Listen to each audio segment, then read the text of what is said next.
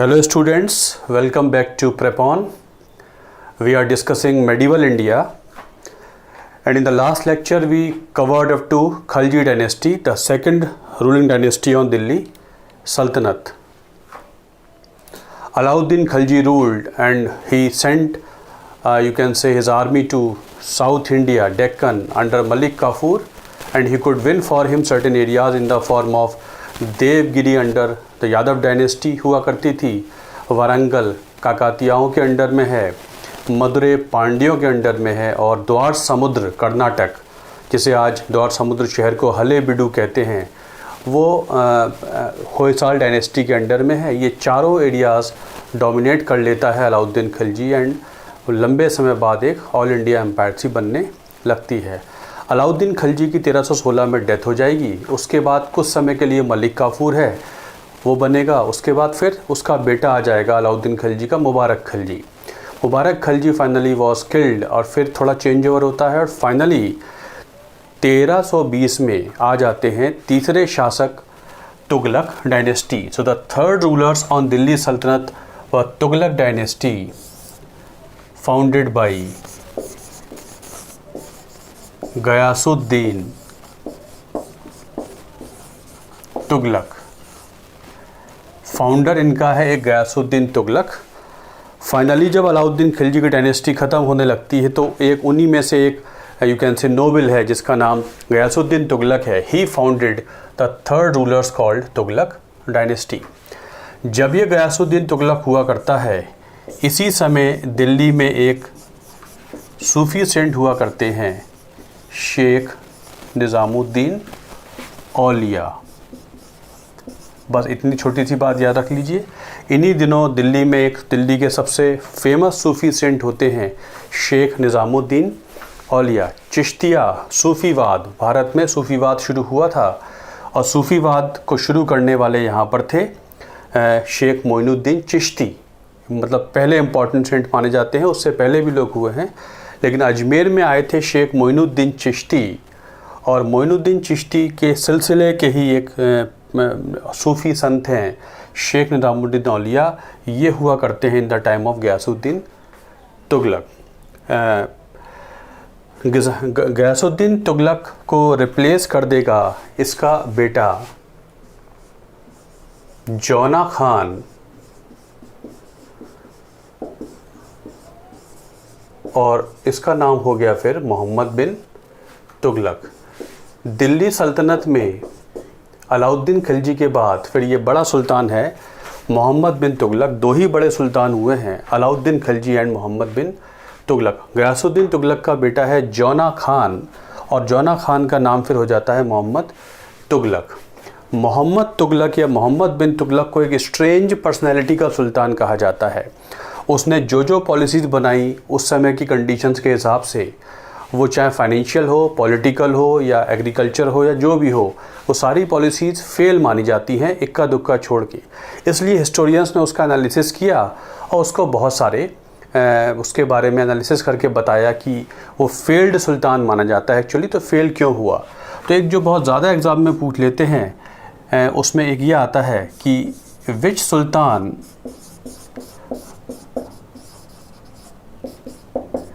कभी भी एग्ज़ाम में क्वेश्चन आ जाए जो कि आपके जैसे एग्ज़ामों में पहले आ चुका है। किस दिल्ली सुल्तान के लिए कहा जाता है कि even though he was the most learned among all the sultans of Delhi but he lacked practical wisdom. उसकी पॉलिसीज़ प्रैक्टिकल नहीं थी, प्रैग्मेटिक नहीं थी, इसलिए फेल होता रहा वो सुल्तान। ऐसा मोहम्मद तुगलक के लिए कहा जाता है। He failed only because his policies were not practical enough. वो एग्जीक्यूट करने योग्य थी नहीं, इसलिए वो फेल होता रहा। कुछ ने कह दिया he was an ill starred idealist. आपके एग्ज़ाम में शायद ये ना भी आए, ये तो आ ही सकता है, आ चुका है। किसी ने कहा उसकी पॉलिसीज़ तो ठीक थी, उसने पॉलिसीज़ अच्छी बनाई, लेकिन वक्त ने उसका साथ नहीं दिया। ही वॉज एन इल स्टार्ड, उसके स्टार्स फेवरेबल नहीं थे, अदरवाइज़ पॉलिसी तो बहुत अच्छी बनाई गई थी। He was ill starred idealist, he was ahead of his times. कुछ हिस्टोरियंस ने कहा वो अपने समय से आगे की सोच रखता था। तो क्यों कह देते हैं मोहम्मद तुगलक को कि मोहम्मद तुगलक एक फेल्ड सुल्तान था? इसके बारे में कुछ उसकी पॉलिसीज़ देख लेते हैं मोहम्मद तुगलक की, जिसमें से दो सबसे फेमस हैं।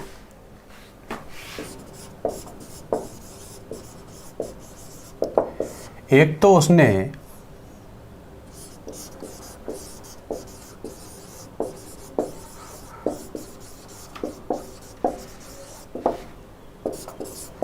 अपनी कैपिटल को दिल्ली से दौलताबाद शिफ्ट कर दिया है। वो देवगिरी का नाम रख देता है दौलताबाद। वही देवगिरी जो यादवों के अंडर में था, अलाउद्दीन खिलजी ने कैप्चर कर लिया था। इस देवगिरी शहर को नाम रख देगा वो दौलताबाद, फिर औरंगाबाद का क्षेत्र हो जाएगा ये। तो कैपिटल शिफ्ट कर देता है दिल्ली से दौलताबाद। नॉर्थ इंडिया में दिल्ली है और अब पूरा इंडिया ही दिल्ली सुल्तान चला रहे हैं, तो क्यों ना मैं एक ऐसी कैपिटल बनाऊं जिससे साउथ और नॉर्थ ठीक से देखा जा सके। दिल्ली नॉर्थ में ज़्यादा है और साउथ में बार बार बगावतें होती रहती हैं, रिवोल्ट्स होते रहते हैं, तो क्यों ना एक ऐसी कैपिटल बनाऊं जिससे नॉर्थ और साउथ दोनों कंट्रोल हो सके। ये सोच के वो दिल्ली से दौलताबाद अपनी कैपिटल शिफ्ट कर देता है। और भी कंसिडरेशंस हैं, लेकिन मेजर तौर पे एडमिनिस्ट्रेटिव ज़्यादा था। लेकिन वो इस पॉलिसी को ठीक से चला नहीं पाया। ना तो उसके नोबल्स उसका साथ दे पा रहे हैं।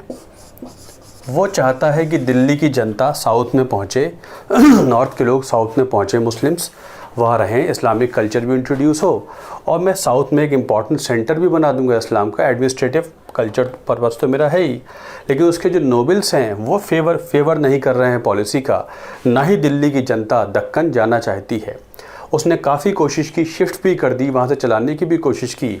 फाइनली वो ये कंक्लूड कर लेता है, neither my people are happy nor my nobles are happy, I am not able to maintain Delhi nor Daulatabad. इसलिए वो इस पॉलिसी को अबेंडन कर देता है। कुछ बहुत लंबे समय तक इसको नहीं चला पाया, फिर दिल्ली वापस आके रूल करता है।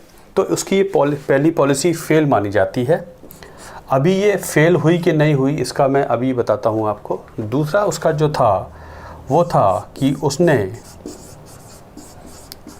टोकन करेंसी इंट्रोड्यूस की है। टोकन करेंसी, दुनिया भर में सिल्वर नहीं हो पा रहा है, और सिल्वर नहीं है तो सिल्वर के सिक्के टकसाल में नहीं बन पाएंगे। तो सिल्वर की स्कार्सिटी है, पूरे वर्ल्ड में कमी है, स्केर्स है सिल्वर। तो कई देश अपना अपना एक्सपेरिमेंट करेंसी को लेके कर रहे हैं। एक एक्सपेरिमेंट मोहम्मद तुगलक ने यहाँ भी इंडिया में भी किया है। उसने ये बोला है कि जो ब्रॉन्ज के सिक्के होते हैं या जो कॉपर के सिक्के होते हैं, इन्हीं को माना जाएगा वैल्यू ऑफ सिल्वर। मतलब सिल्वर के टंके तो बन नहीं पाएंगे, तो जो छोटा सिक्का है, जीतल है, जैसे मान लीजिए कॉपर के सिक्के होते हैं, उन्हीं को सिल्वर की वैल्यू दी जाएगी। ऐसे देखें तो जितनी मॉडर्न करेंसीज हैं सब टोकन करेंसी हैं, क्योंकि कागज़ का जो टुकड़ा है उसकी कोई इंट्रिंसिक वैल्यू तो 1000 रुपये की या 500 की तो है नहीं। लेकिन जब आरबीआई ने उसको वैल्यू ऑथोराइज़ कर दी है तो वो कमांड करता है मार्केट में। ऐसे ही उसने कह दिया कि जो, और मैंने आपको बताया था कि एक टंके में 50 सिल्वर तक, एक टंके में 50 जीतल तक आ जाया करते हैं। मतलब उसने कॉपर की वैल्यू लगभग 50 गुना बढ़ा दी। यही होती है सिल्वर करेंसी, टोकन करेंसी। मतलब टोकन जितनी मॉडर्न करेंसीज हैं दीज आर टोकन करेंसीज। तो उसने उस समय टोकन करेंसी चलाने की कोशिश की, लेकिन जो छोटे सिक्के कॉपर और ब्रॉन्ज वगैरह के हैं वो बहुत सिंपल थे, प्लेन सिक्के थे। उन पे कोई ऐसा रॉयल सिंबल वगैरह वो नहीं सोच पाया है, बना नहीं पाया है। और क्योंकि वो नहीं कर पाया है इसलिए होने लगा था ड्यूप्लीकेसी। मतलब बहुत सारे डुप्लीकेट सिक्के मार्केट में आ गए हैं, डुप्लीकेट सिक्के आ गए हैं। कॉपर ब्रॉन्ज चीप मेटल हुआ करता था, सस्ता हुआ करता था। हर आदमी अपने अपने सिक्के लेके आ रहा है, उस पर कोई रॉयल सिंबल भी नहीं है इसलिए जल्दी ही देखता है, और डुप्लीकेसी ऑफ कॉइन्स को वो रोक नहीं पा रहा है। जल्दी मोहम्मद तुगलक देखता है कि वो डुप्लीकेसी को नहीं रोक पा रहा है, इसलिए वो इस एक्सपेरिमेंट को या पॉलिसी को भी बंद कर देता है। उसकी एक्सपेरिमेंट तो ठीक था, लेकिन उसका मैनेजमेंट थोड़ा सा पुअर हो गया, इसलिए नहीं चला पाया है वो टोकन करेंसी। और भी 3-4 उसके पॉलिसीज़ हैं, बट ये 2 ज़्यादा फेमस हैं। उसने एग्रीकल्चर पे काफ़ी काम किया है। उसका जो बेस्ट कंट्रीब्यूशन है वो एग्रीकल्चर एक्सटेंशन के लिए है, और उसने एक डिपार्टमेंट बनाया है दीवान ए कोही। इसको बस शॉर्ट में समझ लीजिए कि जितने भी किसान हैं उनको ये गवर्नमेंट सपोर्ट करेगी और वो उस ज़मीन को उपजाऊ बनाएं जो कैपेबल ऑफ कल्टीवेशन है। तो वो ज़मीन जो इस पे आज तक खेती नहीं हुई है, जो किसान उसे कल्टीवेशन में लाएंगे उनको सरकार सपोर्ट भी करेगी कुछ समय के लिए। आप उस पर खेती कीजिए, गवर्नमेंट सपोर्ट करेगी।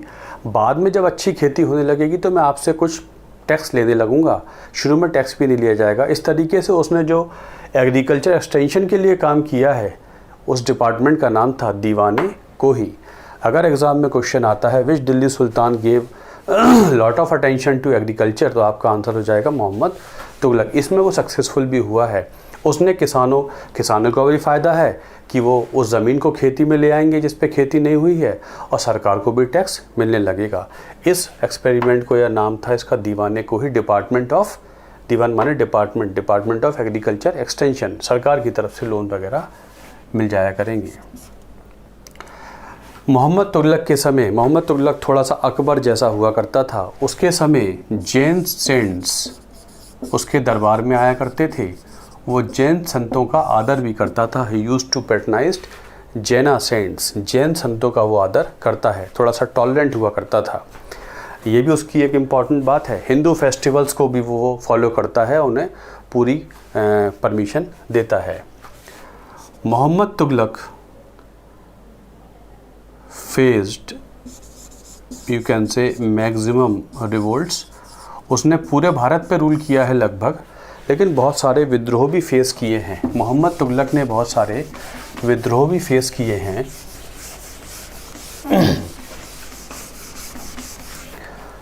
और उनमें से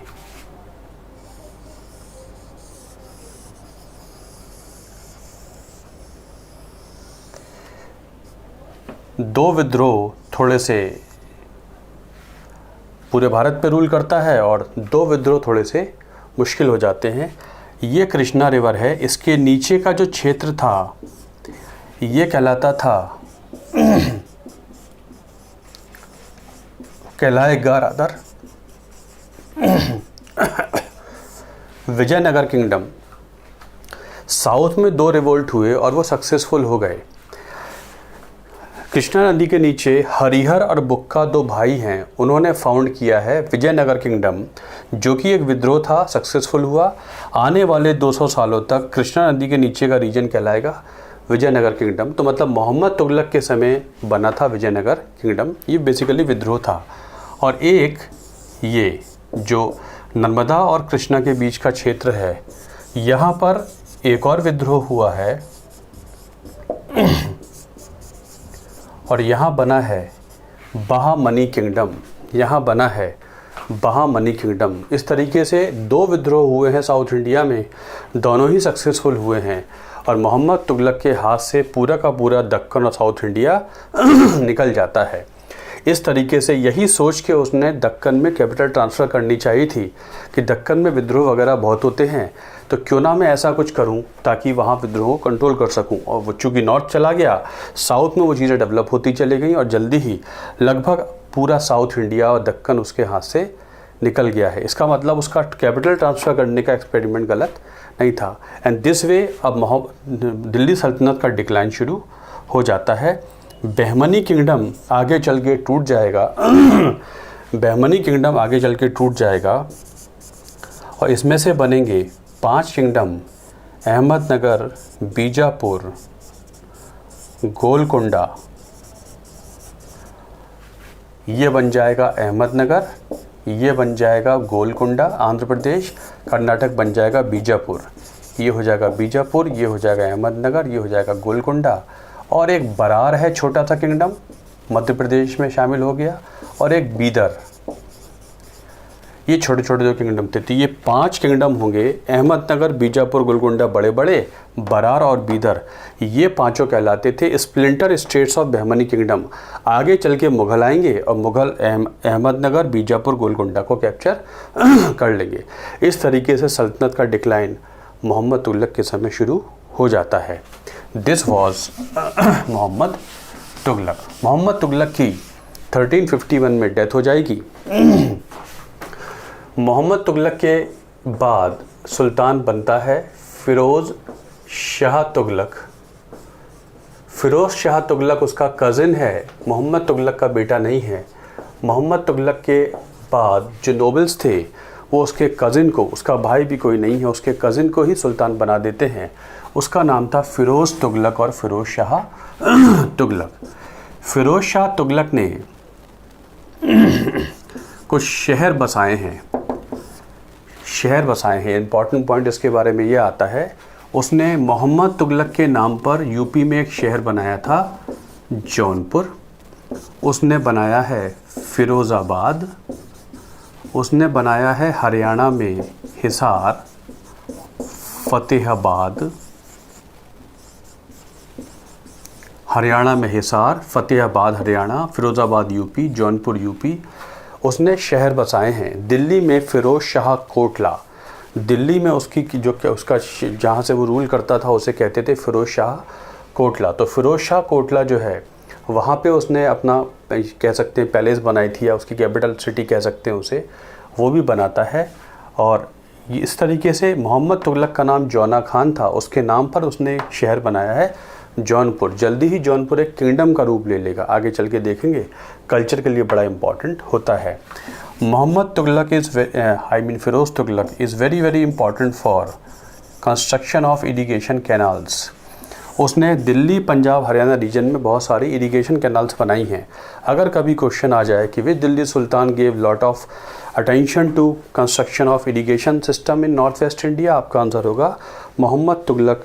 गयासुद्दीन फ़िरोज़ शाह तुगलक को ही माना जाता है, इरिगेशन के लिए उसने काफ़ी काम किया है। बहुत सारी कैनाल्स आज भी हैं, फ़िरोज़ी कैनाल्स वगैरह कहलाती हैं, आज भी होती हैं, जो दिल्ली, पंजाब, हरियाणा में हुआ करती थी। फ़िरोज़ तुगलक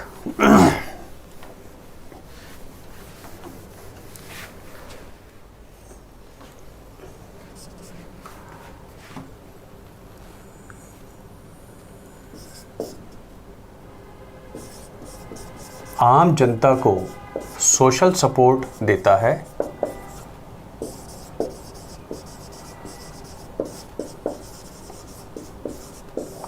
और इसके लिए वो डिपार्टमेंट बनाता है दीवान ए खैरात। बच्चों की पढ़ाई है, मकान बनवाने के लिए पैसा है, फ्री हॉस्पिटल्स चलाने हैं, बच्चों की शादियां करनी हैं, इस तरीके से गवर्नमेंट से जो सपोर्ट मिल जाता था आम जनता को, उस डिपार्टमेंट को कहते थे दीवान ए खैरात और डिपार्टमेंट ऑफ चैरिटी। ये भी आपके PSU में आया हुआ क्वेश्चन है। Which Delhi sultan establish department of charity? Firoz Shah Tughlaq ने आम जनता को सहयोग दिया है। जैसे गवर्नमेंट की सोशल सेक्टर पॉलिसी होती हैं, नेशनल फूड सिक्योरिटी एक्ट है, मनरेगा है, और भी तमाम जो पॉलिसीज़ गवर्नमेंट की होती है जिसमें गवर्नमेंट किसी न किसी तरीके से गरीबों की मदद करती है, ऐसे ही चलाता था फ़िरोज़ शाह तुगलक। और दीवान खैरात के लिए इम्पॉर्टेंट माना जाता है। फ्री हॉस्पिटल चलाता है वो, कई सारे Darul Shifa free hospital, land of medication, Darul Shifa, ऐसे वो चलाया करता है Firoz Shah Tughlaq. Firoz brought 2 pillars of Ashoka. Ashoka ने दिल्ली में कोई भी पिलर्स नहीं लगवाए थे, लेकिन वो 2 पिलर्स दिल्ली ले आया है। अम्बाला से लाया है टोपड़ा पिलर, अम्बाला में टोपड़ा की जगह है, और एक पिलर है मेरठ पिलर। इसलिए अशोक के 2 पिलर्स हमको दिल्ली में मिले। अशोक ने दिल्ली में कोई पिलर्स नहीं लगवाए थे, लेकिन मोहम्मद फ़िरोज़ शाह तुगलक 2 पिलर्स दिल्ली लाया है, Topra pillar and Meerut pillar. Topra pillar मिलेगा फ़िरोज़ शाह कोटला, जो स्टेडियम है, मैदान है, वहाँ मिल जाएगा उसके आसपास। मेरठ पिलर दिल्ली में, पुरानी दिल्ली में जगह है बाड़ा हिंदू राव, वहाँ मिल जाता है। तो ये 2 पिलर्स आए हैं, और पहली बार इनको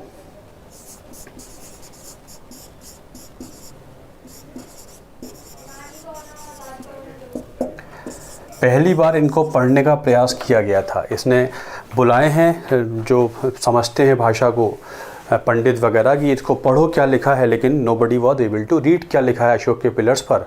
आगे चल के मैंने आपको बताया था 1837 में जेम्स प्रिंसेप हुआ था, जिसने अशोक के पिलर्स को पढ़ के बताया था कि राजा का नाम देवनाम पियदसी है। ये मैंने एंशिएंट में बताया था। तो the first king who tried to decipher माने डिकोड करना inscriptions of Ashoka was Firoz Tughlaq, और दिल्ली में उसने अशोक के 2 पिलर्स लेके आया था। फिरोज तुगलक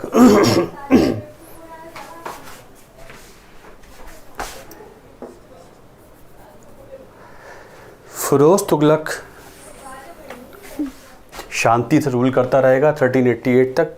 रिफॉर्म्स ओरिएंटेड सुल्तान हुआ करता था, लेकिन वो थोड़ा सा मौलवियों के दबाव में काम करता था। वो किंग बन तो गया, लेकिन उसमें वो कैपेबिलिटी नहीं थी, इसलिए वो सबको प्लीज़ करके काम चलाता था ताकि प्रॉब्लम ज़्यादा ना हो। तो उसने मौलवियों के कहने पे काम भी किया है, और लोगों से उसने जो जजिया था वो कंपलसरी कर दिया है कि जजिया कर आपको लेना पड़ेगा। उसने जिजिया टैक्स कंपलसरी कर दिया है। जिजिया तो इससे पहले भी हुआ करता है, मैंने आपको बताया था। एक अरब इन्वेडर था मोहम्मद बिन कासिम, उसने सिंध पे अटैक किया था 712 एडी में, और वहाँ उसने जजिया वगैरह इंट्रोड्यूस कर दिया था। लेकिन जजिया का ज़्यादा इंसिडेंस हमको नहीं दिखाई पड़ता है। जजिया का उल्लेख मिलेगा, लेकिन अब जजिया उसने कंपलसरी कर दिया है, सबको जजिया देना पड़ेगा। अपने मौलवियों के प्रेशर में आकर उसने जो लोग इस्लाम फॉलो नहीं करेंगे, उनको जजिया टैक्स देना पड़ेगा। ये उसने कंपलसरी कर दिया है, मौलवियों के कहने पे जजिया देना शुरू कर दिया है। लेकिन जल्दी ही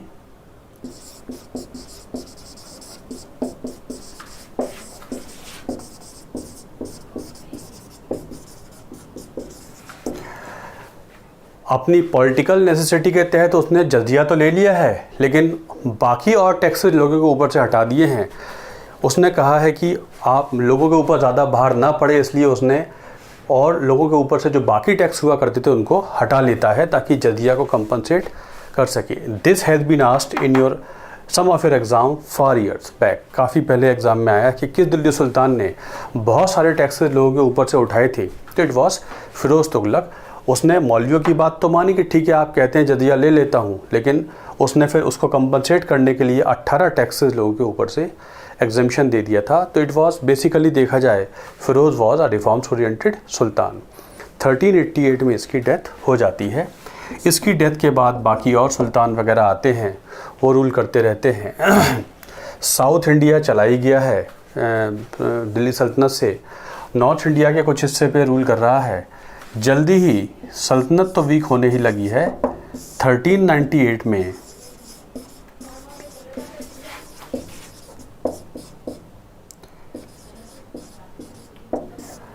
अटैक हुआ है तैमूर का, तैमूर द लेम। एक अटैक हुआ है, मंगोल अटैक तैमूर का 1398 में। दिल्ली पे अटैक हुआ है तैमूर का। इस तरीके से दिल्ली सल्तनत तो वीक हो चुकी है, और तैमूर ने जब दिल्ली कैप्चर कर लिया है तो दिल्ली सल्तनत की जो वीकनेस है वो और एक्सपोज हो जाती है। कुछ महीने तैमूर दिल्ली पे रहता है, लूटपाट करता है, लोगों को मारता है, फिर तैमूर दिल्ली छोड़ के चला जाएगा। लेकिन जब जाएगा तो फिर यहाँ अपॉइंट कर जाएगा अपना एक व्यक्ति, खिदर खान। तैमूर ने इंडिया में लंबे समय तक रूल नहीं किया, लूटपाट की, चंद महीनों बाद वो चला गया है यहाँ से। लेकिन पंजाब का, दिल्ली का बाकी एरिया छोड़ देता है, लेकिन पंजाब में वो अपना एक गवर्नर अपॉइंट कर देता है जिसका नाम है खिदर खान। तैमूर चला जाएगा। जो लास्ट दिल्ली सुल्तान है नसरुद्दीन महमूद तुगलक, नसरुद्दीन तुगलक जो आखिरी सुल्तान है, वो वापस दिल्ली आ जाएगा, रूल करेगा। 1413 में आखिरी जो तुगलक डायनेस्टी का सुल्तान है उसकी डेथ हो जाएगी, और उसके बाद फिर दिल्ली में कोई भी नहीं है। ऐसी स्थिति में ये जो खिदर खान है ये पंजाब से बढ़कर दिल्ली कैप्चर कर लेगा, और दिल्ली में आ जाएंगे चौथे शासक, कहलाते थे सैयद डायनेस्टी। ये कहलाते थे सैयद डायनेस्टी। इस तरीके से दिल्ली के चौथे शासक थे Sayyid dynasty, founded by Khizr Khan, founded by Khizr Khan. ये दिल्ली के एक ऐसे समझ लीजिए कि बिल्कुल इनसिग्निफिकेंट शासक हैं, कोई नहीं है तो सैयद शासक रूल किया करते हैं। तो ये जो खिद्र खान था पंजाब से, ये बाकी छोटा मोटा दिल्ली भी कैप्चर कर लेता है और इतने समय तक इस पर रूल 14 से 1451 तक Syed dynasty, the 4th dynasty. इनमें 4 सुल्तान हुए हैं, आखिरी आलम शाह सैयद है। आलम शाह सैयद खुद दिल्ली छोड़ देगा और दिल्ली के आखिरी शासक हो जाते हैं लोधी डायनेस्टी। 1451 से फिर 1526 तक, 3rd बैटल ऑफ पानीपत तक आखिरी शासक हैं लोधी डायनेस्टी। इनका फाउंडर है बहलूल लोधी। इसके बाद आता है यहाँ पर एक सिकंदर लोधी।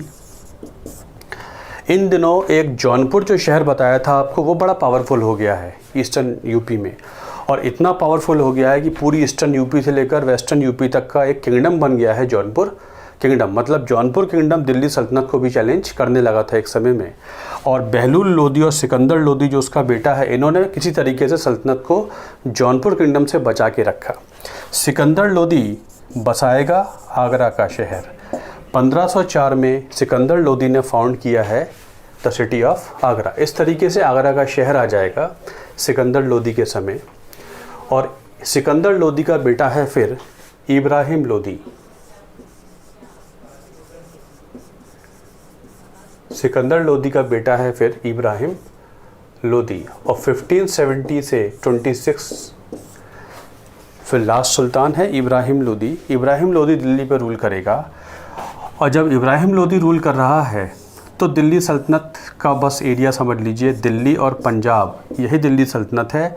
बंगाल अलग हो गया, जौनपुर अलग हो गया, पंजाब गुजरात अलग हो गया, साउथ अलग हो ही गया था। बस बहुत छोटा मोटा दिल्ली सल्तनत हुआ करता है।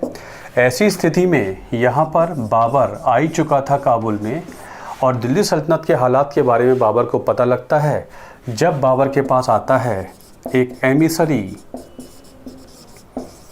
एक दूत आता है ऑफ दौलत खान लोधी। दूत आता है दौलत खान लोधी। ये कौन है? दौलत खान लोधी है पंजाब का गवर्नर। वैसे तो ये दिल्ली सल्तनत के अंडर में है, लेकिन ये इंडिपेंडेंट शासक के तौर पे प्रैक्टिकली काम करता है। एंड ही वांटेड कि इब्राहिम लोधी भी ख़त्म हो जाए। तो ये कहा गया है कि इसने अपना दूत भेजा है काबुल में बाबर के पास और इनवाइट किया है कि Babur should come and attack Ibrahim Lodi. इस तरीके से बाबर तो आ ही गया है अफ़गानिस्तान में और हिंदुस्तान कैप्चर करने की कोशिश कर ही रहा है। जब उसे ये पता लगता है कि हालात दिल्ली सल्तनत के ये हैं, तब बाबर ने फिर भारत पे अटैक किया है और हुई है फिर फर्स्ट बैटल ऑफ पानीपत। इस तरीके से हो जाती है the first battle of Panipat fought between Babur and Ibrahim Lodi. Babur और इब्राहिम लोधी के बीच में होने वाली पहली बैटल थी, इसे कहते हैं first battle of Panipat. Babur killed Ibrahim Lodi. Babur ने इब्राहिम लोधी को इस बैटल में किल कर दिया है। And this way Babur captured Delhi and Agra and this battle brought the end of Delhi Saltanat. इस तरीके से पहली बैटल ऑफ पानीपत से एंड हो जाता है दिल्ली सल्तनत का। सल्तनत was ruled by 5 dynasties in the form of slave dynasty ruled some part of North India, then Khalji dynasty, they could capture Deccan also. Muhammad Tughlaq dynasty, they ruled over the whole of India almost. Then decline शुरू हो गया, Syed dynasty, और आखिरी थे Lodhi dynasty. Last sultan of Delhi Sultanate was Ibrahim Lodi, killed by Babur in the first battle of Panipat. Babur had captured Delhi and Agra, and this all area was now under the control of Babur. This was Mughal Empire in 1526. Babar ने foundation डाल दी है Mughal empire की। This was the political history of Delhi सल्तनत। Now कुछ छोटे मोटे point culture के भी ले लेते हैं।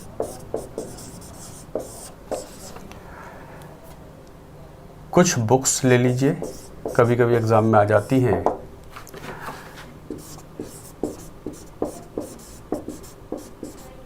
पृथ्वीराज रासो, written by चंद्र बरदाई। पृथ्वीराज चौहान के बारे में किताब है पृथ्वीराज रासो बाय चंद्र बरदाई। ये हिंदी का पहला महाकाव्य है this is the first epic in Hindi. Hindi की शुरुआत समझ लीजिए इस तरीके से है, it was the first epic in Hindi, the Prithviraj Raso, written by Chand Bardai about Prithviraj Chauhan.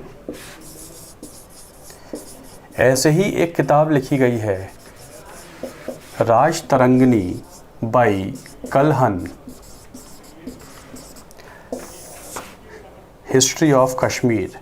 ये एग्ज़ाम में किताब बहुत आ जाया करती थी, कश्मीर का इतिहास है। कश्मीर, राज तरंगिणी कलहन ने किताब लिखी है संस्कृत में, Raj Tarangini the earliest history of Kashmir, Raj Tarangini by Kalhana in Sanskrit. और कलहन कहता है that the town of Srinagar was founded by Ashoka. Srinagar का टाउन बसाया था अशोक ने, as per Raj Tarangini. It was important book of you can say about Kashmir. ये सब मेडिवल काल की किताबें हुआ करती हैं। ऐसे ही अलाउद्दीन खिलजी के समय हुआ है एक मेडिवल इंडिया का बड़ा important cultural personality, Amir Khusrau. He lived in the time of Alauddin Khilji, proper time बताया जाए तो उस समय हुआ करता है Amir Khusrau. He gave contribution to Hindi, Hindi भाषा में योगदान देने वाला पहला मुस्लिम माना जाता है अमीर खुसरो। ये भी आपके एग्जाम में आया। The first Muslim who gave contribution to Hindi was Amir Khusrau. Hindi में उसने काफ़ी योगदान दिया है। आगे चलकर मलिक मोहम्मद जैसी ने पद्मावत लिखी है हिंदी में। अकबर के समय होंगे अब्दुल रहीम खान खाना। ये 3 प्रोमिनेंट मुस्लिम्स हैं जिन्होंने हिंदी में कंट्रीब्यूशन दिया है, बाकी और भी हैं। तो पहला Muslim who gave contribution to Hindi was Amir Khusro who lived in the time of Alauddin Khilji. तो अमीर खुसरो ने योगदान दिया है। पर्शियन में तो लिखता ही है, बट हिंदी में भी इसका कंट्रीब्यूशन मिल जाता है। बहुत सारी किताबें लिखी हैं अमीर खुसरो ने फ़ारसी भाषा में, तो बहुत सारी बुक्स हैं, नॉट नेसेसरी। एक फॉरेन ट्रैवलर आया है, इब्न ए बतूताहा, अफ्रीकन ट्रैवलर है। ये मोरक्को से आया है, अफ्रीका के मोरक्को से आया है। मोहम्मद बिन तुगलक के समय एक अफ्रीकन ट्रैवलर आया है, इब्न बे बतूताहा, अफ्रीका से आया है, मोरक्को से आया है, और इसने लिखी है किताब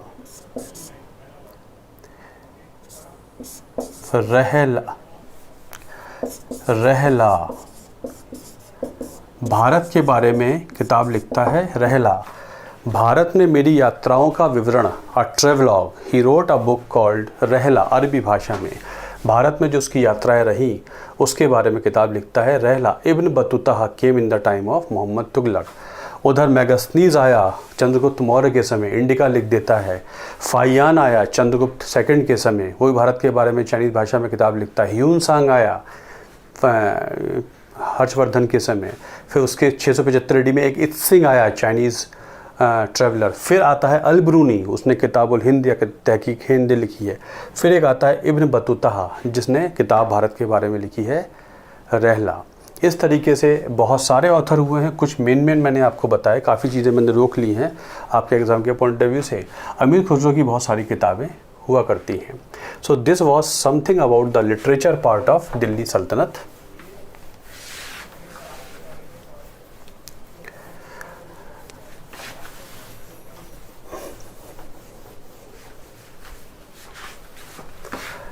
आर्किटेक्चर ऑफ दिल्ली सल्तनत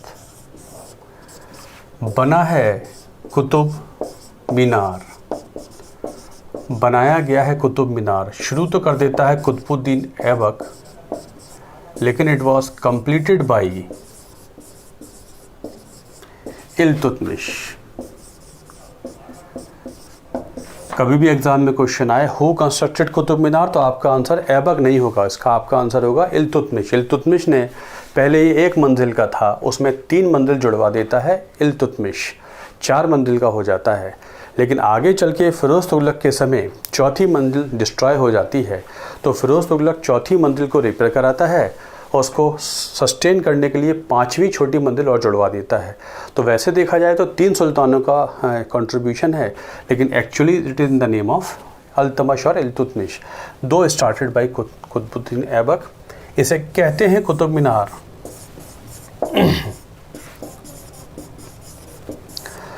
after the name of Sufi saint of Delhi,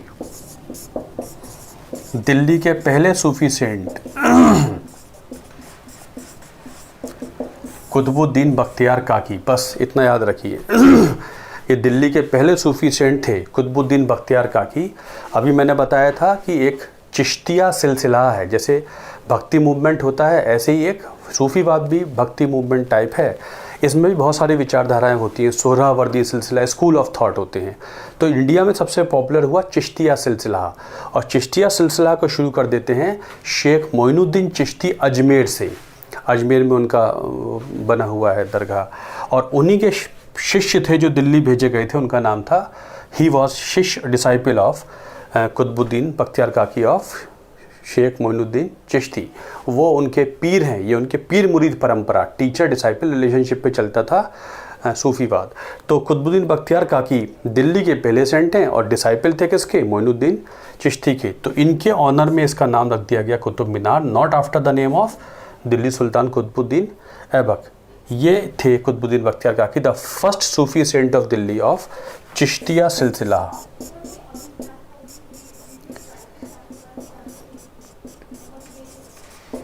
शायद ना भी आया आपके एग्जाम में, चिश्तिया सिलसिला। तो कुतुब मीनार बन जाती है। अलाउद्दीन खिलजी बनवाता है कुतुब मीनार में ही डोरवे ऑफ अलाउद्दीन खिलजी, अलाए दरवाज़ा। पूरा Qutub Minar campus world heritage site में आता है। अलाए दरवाज़ा, डोरवे ऑफ अलाउद्दीन खिलजी, जिसमें इस्तेमाल हुआ है डोम, गुंबद। ये पर्शियन आर्किटेक्चरल फीचर है, ये इंडिया में नहीं हुआ करता था। दिल्ली सुल्तानों ने भारत में डोम, गुंबद इंट्रोड्यूस किया है। आर्च पे रेस्ट करते हुए डोम, ये आर्च है और इस पे गुंबद रेस्ट करते हैं। ये आर्च एंड डोम मेथड, ये दिल्ली सुल्तानों की देन है इंडियन आर्किटेक्चर को। तो पहला इंपॉर्टेंट गुंबद जो बना है वो बना है अलाए दरवाज़ा। कुतुब मीनार कैंपस में एक डोरवे बना हुआ है बड़ा सा, इसे कहते हैं अलाए दरवाज़ा। अलाउद्दीन खिलजी ने बनवाया है कुतुब मीनार कैंपस में अलाए दरवाज़ा।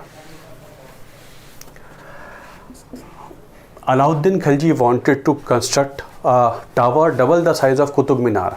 कुतुब मीनार के पास आप देखेंगे एक और टावर बनना शुरू हुआ है, उसे अलाउद्दीन खिलजी एक और कुतुब मीनार से बड़ी मीनार बनाना चाहता है। वो उसने बनानी शुरू भी की है, लेकिन वो इससे पहले उसकी डेथ हो जाती है। तो वो एक मीनार अलाए मीनार कह देते हैं उसे। अलाउद्दीन खिलजी टावर वो बनाना शुरू करता है, कुतुब मीनार कैंपस में ही है, तो वो नहीं बन पाती है। फिरोज़ तुगलक ने डेवलप किया है हौज़ ए खास। दिल्ली में हौज़ ए खास, पानी का एक पॉन्ड है हौज़, उसके आसपास जो बिल्डिंग बनी हुई थी उसे कहते थे हौज़ ए खास। गयासुद्दीन तुगलक ने बनवाया था दिस, दिल्ली का एक बड़ा सा fort, Tughlaqabad fort. Tughlaqabad fort Delhi का पहला, समझ लीजिए पहला बड़ा किला है। Tughlaqabad fort was constructed by Ghiyasuddin Tughlaq. आगे चल के फिरोज़ तुगलक बनवाएगा हौज़ ए खास। और फिरोज़ शाह कोटला में भी उसने एक, फिरोज़ शाह कोटला भी एक फोर्ट जैसा हुआ करता था, जहाँ पे उसने एक मस्जिद वगैरह भी बनवाई है। तो कुछ दिल्ली की इंपॉर्टेंट बिल्डिंग्स वगैरह इस समय बन जाती हैं।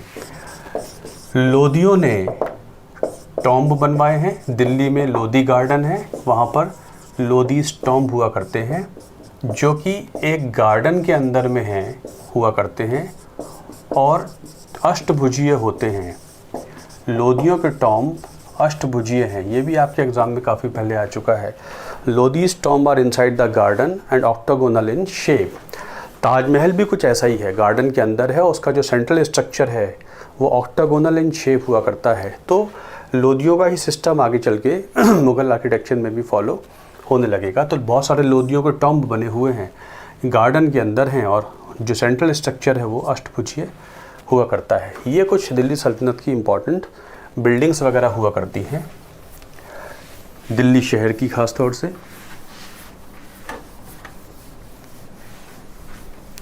उधर म्यूज़िक में भी सल्तनत के समय कुछ पर्शियन इंस्ट्रूमेंट्स इंट्रोड्यूस हो जाते हैं जो कि भारत के नहीं थे। Rabab and sarangi. Which of the following instruments were brought from Iran? तो आपका आंसर हो जाएगा रबाब एंड सारंगी। ये भी एग्जाम में आ चुका है। ये दिल्ली सुल्तानों के समय ईरान के वाद्य भारत में इंट्रोड्यूस हुए थे। रबाब एंड सारंगी गुरु नानक जब अपने वो गाते थे अपने भजन वगैरह, तो रबाब के साथ ही उनका वो गायन होता था। तो रबाब एंड सारंगी ये ईरान के वाद्य हुआ करते थे। दिल्ली सुल्तानों के समय ये दिल्ली भारत में आ जाते हैं। अमीर खुसरो ने म्यूज़िक में बहुत कंट्रीब्यूशन दिया है। And he developed sitar and tabla. ये बहुत इंपॉर्टेंट क्वेश्चन है। उसने सितार और तबला डेवलप किए हैं। उसने भारतीय वीणा को, वही वीणा जो समुद्रगुप्त को बजाते हुए दिखाया गया है उसके सिक्कों पर, उसको मॉडिफाई किया है तो बना है सितार। और जो मृदंग होता है उसके दो भाग कहलाते हैं तबला। तो अमीर खुसरो के नाम पर आते हैं सितार एंड तबला। इसने सितार एंड तबला शुरू किया है। और कव्वाली जो सूफ़ी गायन शैली है जिसे कव्वाली कहते हैं, सूफ़ी सिंगिंग,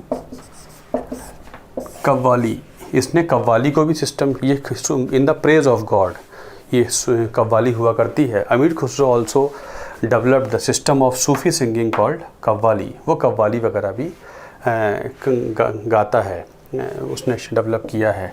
अमीर खुसरो को कहते हैं पैरट ऑफ इंडिया। इसको तोताए हिंद भी कहते हैं। अपने कल्चरल कंट्रीब्यूशन के लिए तोताए, बहुत सारे राग भी बनाता है ये, बहुत सारे राग कंपोज करता है, किताबें लिखता है, म्यूज़िक में बहुत कंट्रीब्यूशन है। और सूफ़ी सेंट का डिसाइपल भी है। He was disciple of Sheikh Nizamuddin Auliya. Nizamuddin Auliya का शिष्य भी हुआ करता है अमीर खुसरो। इसको पैरट ऑफ इंडिया भी बोला गया है। He has been called as parrot of India. इन्हीं दिनों हुए हैं Raja Man Singh of Gwalior, different from Raja Man Singh of Akbar's reign. ये डिफरेंट जिन्होंने ग्वालियर फोर्ट बनवाया था, राजा मान सिंह ऑफ ग्वालियर, इन्होंने म्यूज़िक में बहुत बड़ा योगदान दिया और Gwalior became a centre of music. Dhrupad गायन शैली का ये सेंटर बन गया है। क्लासिकल सिंगिंग का ओल्डेस्ट स्टाइल मानी जाती है ध्रुपद गायन शैली। तो ध्रुपद गायन शैली का सेंटर बना है ग्वालियर बिकॉज ऑफ राजा मान सिंह। आगे चल के जो तानसेन होगा वो भी ध्रुपद का ही सिंगर है और ही बिलोंग टू ग्वालियर। तो राजा मान सिंह हुआ करते हैं। और म्यूज़िक पे एक किताब लिखी गई है संस्कृत में, मान कौतूहल। मान कौतूहल लिख लीजिए, आपके एग्ज़ाम, आपके लेवल के एग्ज़ाम में नहीं आएगा।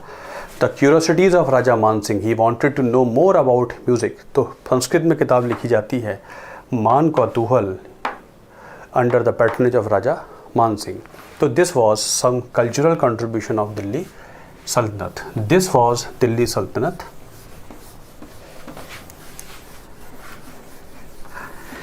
यहीं पर ऐड कर लीजिए कि एक जौनपुर शहर था जो कि बन गया था जौनपुर किंगडम। ये यूपी का बड़ा इम्पॉर्टेंट कल्चरल सेंटर है जौनपुर मेडिवल एज में।